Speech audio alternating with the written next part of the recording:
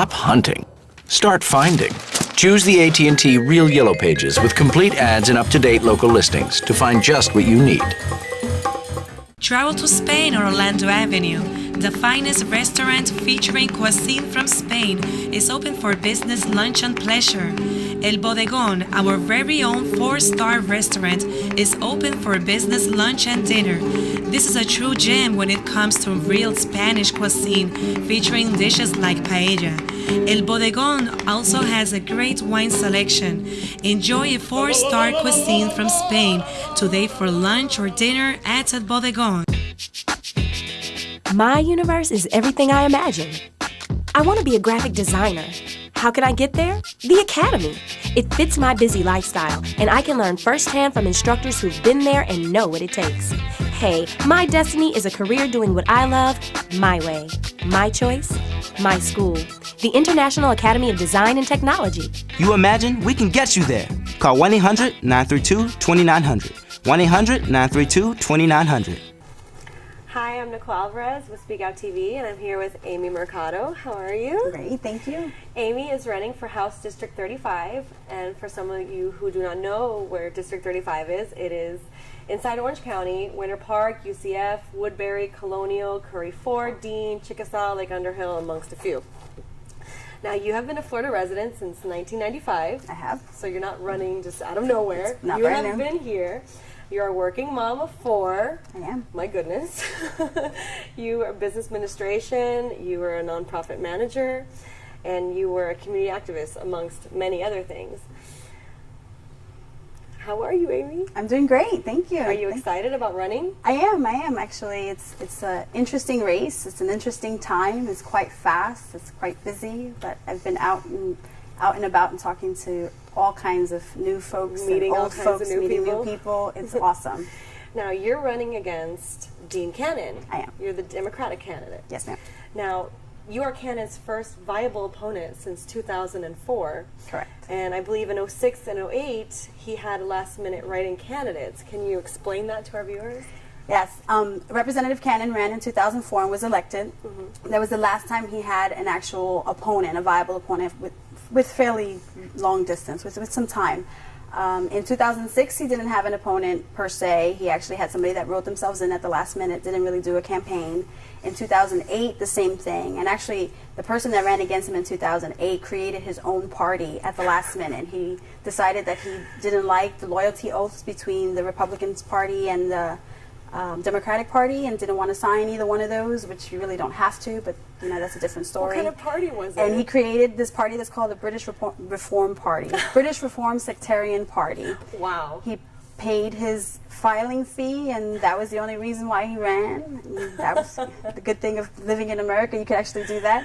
Absolutely. And therefore, he actually ended up with 33% of the vote, actually. He ended up with 18,000 people voted for that gentleman. That's a lot of votes. Mm-hmm. For a brand new people. party. Yeah. For an unknown, someone that didn't have any political background, didn't want any political background, doesn't live in the district, as a matter of fact. That gentleman lived in Merritt Island. Really? And decided that he wanted to run against Representative Cannon in this district for that reason at that time. Wow. Now, you are the first Hispanic female to run for this district. Yes. Is that exciting? It's exciting. You're I'm the quite first proud. one. Yes. As you should be. Yes. It's quite exciting. I'm quite proud of that fact. The district has trended on its own Democratic, but it's also trended Hispanic. I have a 20% Hispanic population in the district, so it's really important to me. I'm really glad. I think I'm the face of the district. It's young, working family, working mom, Hispanic, with professional background, so it works well. I think the district is ready. The district is ready. Absolutely. Now, why are you different than your opponent? I'm very different from my opponent for obviously the way I look, being female, but actually I think I'm the actual look of the district. It's trended Democratic. It's young, much younger than most of the other districts, especially because we have so many of the different socioeconomic scale. We have from older professionals to young students. It goes west to east, and it picks up kind of that range. So I think I fit that bill. I fit the young professional working mom trying to juggle all of it together at the same time and make a difference for my community and give my community a voice, especially in this district. Let's talk about a few things happening in the district. Sure. What is happening with the foreclosures? The foreclosure rates in my district are quite interesting. You know, all the districts have gotten hit with foreclosures. It just happens the way the real estate bubble occurred. The economy in our state has been hit hard, especially that we were a district that pushed a lot of the development. And we have so many new subdivisions and urban areas that were either in the middle of being developed or just finished developed, and you didn't have enough people moving in. And now you have so many of those homes that are foreclosed because they couldn't either sell them or people just didn't want to move to Florida anymore like they had. Like I moved in 1995, and it was to give myself and my family a better life and be close to family. That's not the issue anymore. You know, you have a great deal of foreclosures. People just can't survive here. You know, they're having a hard time surviving. And foreclosures, unfortunately, in my neighborhood alone, which is a very small neighborhood, I have 80 homes. And of those 80 right now, I have 5 of them that are currently in foreclosure. Really? That's a significant amount. That is a very significant amount. For such a small amount of homes. Wow. And it's not for, you know, being irresponsible or people just are hurting. People lose their homes because they lose their jobs, or one of their, either a spouse loses their job, and therefore you can't continue. You can't make ends meet with what you have. Now, let's talk about the unemployment rate. Is it going up or down? The unemployment rate at the state level is still going up. We're at 12.2% right now, which is significant. We have that many people are just out of work or not working enough. You have so many companies now that you can stay, as an employee you can stay, but they're doing all kinds of creative schedules. They're furloughing quite a few people. They're dropping, you know, sick time and vacation time to kind of offset that. It's really tough. It's really, really tough out there. What about the prices of gas, food, with the stagnant wages? Prices of gas continue to go up. Prices of food continue to go up. Prices for clothing continue to go up. Our wages, definitely stagnant wages. You know, you don't see the amount of increase in your wage on a normal basis, especially for a working family. I'm a family of 6. Our wages have not gone up in years. But gas, every day. You have to gas up. At least I gas up twice, sometimes 3 times a week, especially now with all the running around. I have 4 kids that I need to be able to shuttle from one place to the other. Yes. Gas is quite expensive. At $3 a gallon as of today, it was like I paid $2.99 this morning, so $3 a gallon. It's tough.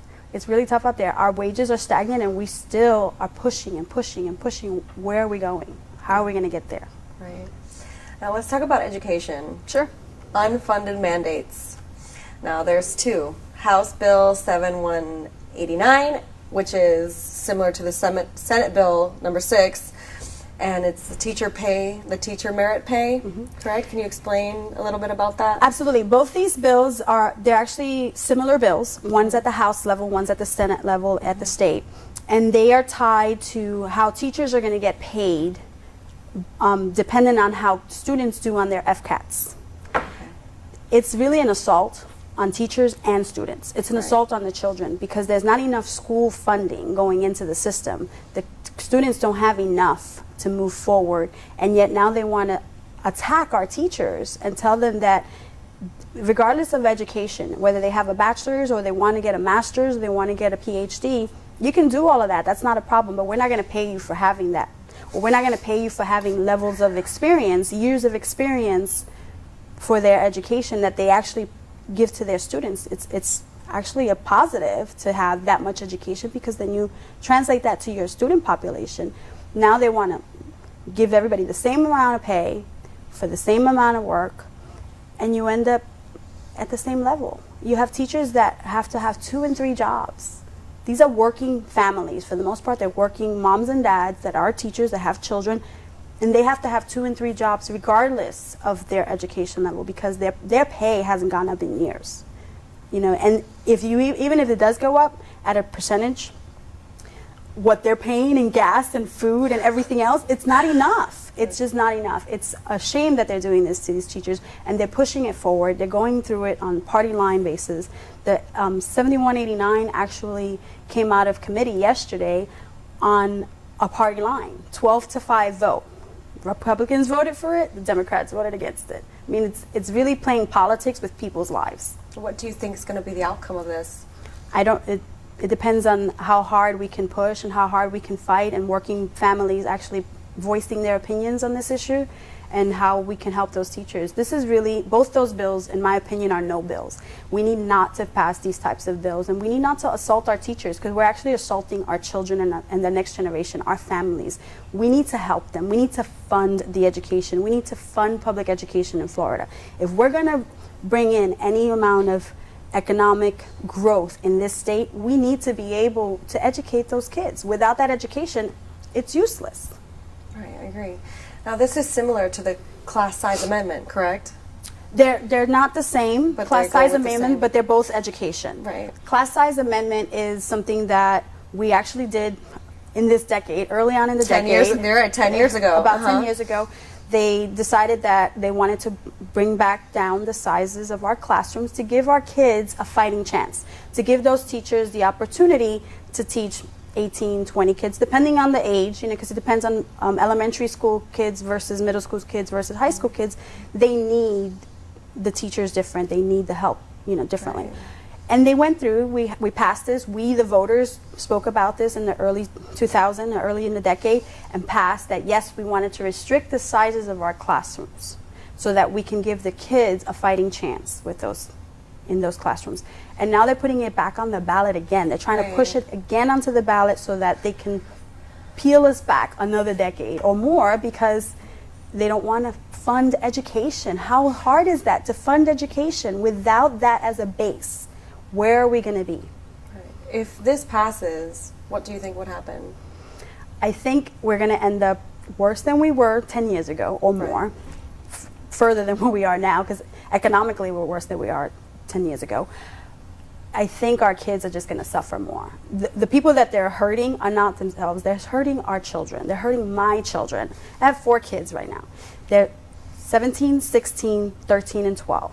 So I have 2 in middle school, 2 in high school, that this affects on a daily basis. When they decide that they want to add an extra period to those schools, to the class, that changes schedules, that changes timing. When do I drop them off in the morning?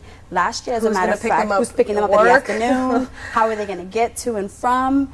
They don't have enough transportation. They pile them into these buses. I mean, it just affects everything. It affects everything. It affects teacher morale. It affects the student morale. How are they going to be able to study well when they don't have enough time with their teacher? It's hard enough now, if you have a class of 20, to give that student that needs the extra help, the extra time, because you have 19 others that are waiting for you. There's no right? As a teacher, contact. there's not enough contact. By the time you get them all straight and ready to sit and work, the bell rings. You're on your way to the next level. Add another 2 students to that, it's just as bad. It's hard.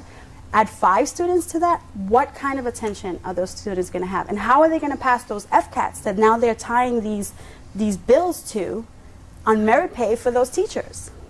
It's insane. It's a true assault against our students and our families. Wow. Now, the last question I have for you, why are you running?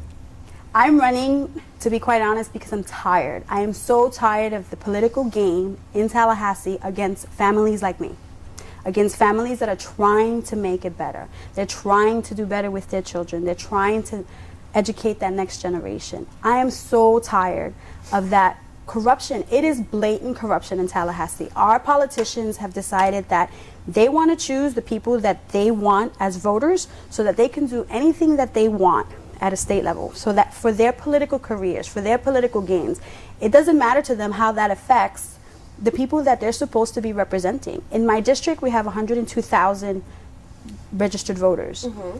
That's playing a chess game with 102,000 people.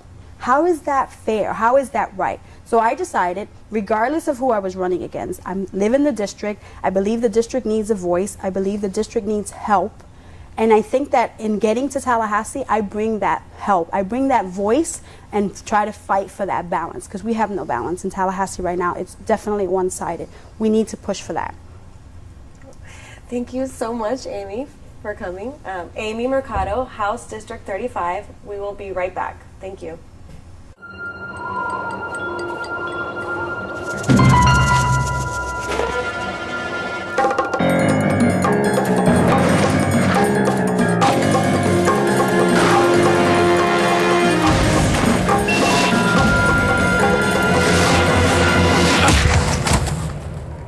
Stop hunting. Start finding. Choose the AT&T Real Yellow Pages with complete ads and up-to-date local listings to find just what you need. Travel to Spain or Orlando Avenue. The finest restaurant featuring cuisine from Spain is open for business, lunch, and pleasure. El Bodegón, our very own 4-star restaurant, is open for business, lunch, and dinner. This is a true gem when it comes to real Spanish cuisine, featuring dishes like paella. El Bodegón also has a great wine selection. Enjoy a 4-star cuisine from Spain today for lunch or dinner at El Bodegón. My universe is everything I imagine. I want to be a graphic designer. How can I get there? The Academy. It fits my busy lifestyle, and I can learn firsthand from instructors who've been there and know what it takes. Hey, my destiny is a career doing what I love, my way. My choice, my school. The International Academy of Design and Technology. You imagine? We can get you there. Call 1-800-932-2900. 1-800-932-2900. Hi, this is Danny Ramos, and welcome to Hispanic Speak Out TV. And we've taken a break, and I've stepped in to ask Amy Mercado some questions. She's running for House District 35. My counterpart, Nicole Caron Alvarez, what she did was she covered some of the local issues, and now I want to ask Amy how she feels about some of the national issues. Amy, you know you're going to be an elected official. And people always want to know the national issues because you hear a lot about that on television, so they want to know who they're electing when it comes to a lot of things like that. Exactly. How do you stand, we want to know something about how you stand on the healthcare issue. The House, the Congress passed a bill recently that's, one side says it's putting us, your children and your grandchildren, in debt for the next 30 years. And some people say, no, we have to do that because we have to provide health care for everybody. Tell us your position on that issue. It's a national issue. It's not something that I can control. But I do say that healthcare is very important. I actually have a background in healthcare. So I've seen the detriment of folks not having insurance. And having 47 million people in the U.S. not have insurance is a sin. It's horrible to have that amount of people not have access to health care. As far as putting us into debt, we actually show on a national level that we can actually help in that deficit. It's going to cost regardless, whether we insure 47 million or 30 something million or not, it's going to cost us. Right now, if we leave it the way it was, or we left it the way it was, we were still going to pay for the same amount of people and not control payments. We're going to be able now, in my opinion, from reading the bill on its own at face value, and that is, and it's a huge bill, right? So you could read pieces of it at a time. But what that does is that it allows folks that didn't have insurance to have the opportunity to have a physician, to be able to go to a doctor and not use an emergency room as a clinic.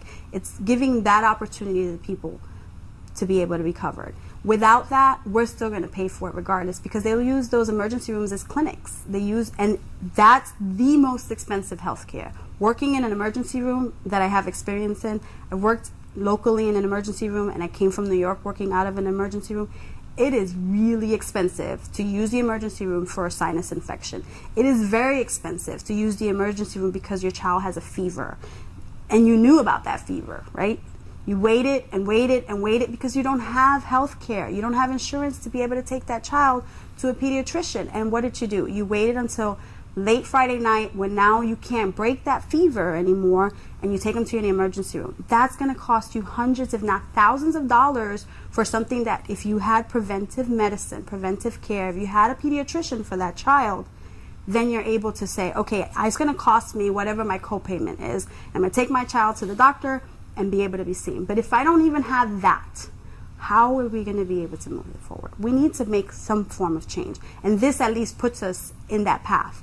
Is it perfect? It may not be, but it's the first step for us. Okay, so you're willing to give up financial security going 3 generations or 2 generations to accomplish that goal? I don't agree that we're giving up that security. I think that it's actually allowing us to see where the holes are and where we need to be able to plan for those expenses and anything else that comes out of that. So you feel the course corrections will adjust? Yes. Okay, let me ask you a hardcore question. Do you believe government funds should be used for abortion? I think that... And do you believe in abortion?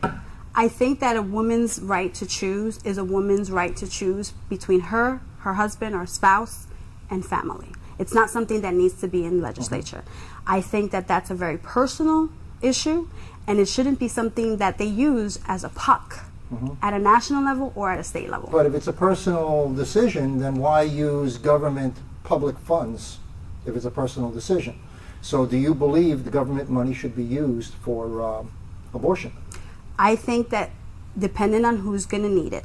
If that woman is a low-income woman, very poor, doesn't have anything else, you're going to need to make a hard decision whether to continue a pregnancy or not. It's a personal decision, and that woman then has to either figure out, how am I going to survive with or without a pregnancy? How am I going to survive next? And for some women, they have to make that decision, and it should be that woman's decision. Yeah, but why should she use my money to do that? Well, or your money? It depends if she's on some form of subsidized medicine, and then you shouldn't have to use it. But if you are a woman and you need a special insurance for it, then you should have the opportunity to purchase that. If I want to say... No problem. Purchase, you use the word purchase, I agree with you 100%.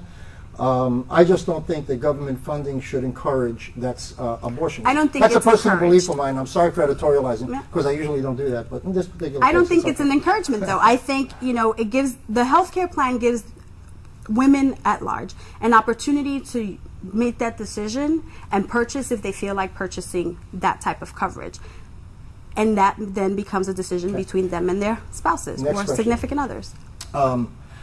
It came out, the thing with mammograms, okay? The health department, U.S. Health Department came out and said that they're changing the criteria for mammograms, and instead of doing mammograms, recommending mammograms at the age of 40, they started recommending mammograms at the age of 50. There's been a big controversy on that from people in the service side, people on the political side, and a lot of individuals. How do you feel about that and why? I think it's an issue that needs it needs to be looked at a little more and a little longer, and we need to take a deep breath and step back and figure out what it is that the medical associations are looking at, what it is that the patients, statistically, what types of patients get breast cancer, for example, and be able to move that forward. I think it's an issue that's been used now politically. It's another... Well, all of these issues are used politically because they're highly sensitive. Yes, they are. And there's always people on each side of the fence. I can tell you on a personal level, I actually moved to Florida because my grandmother is a cancer patient, a breast cancer survivor, as a matter of fact. She's been with us 15 years.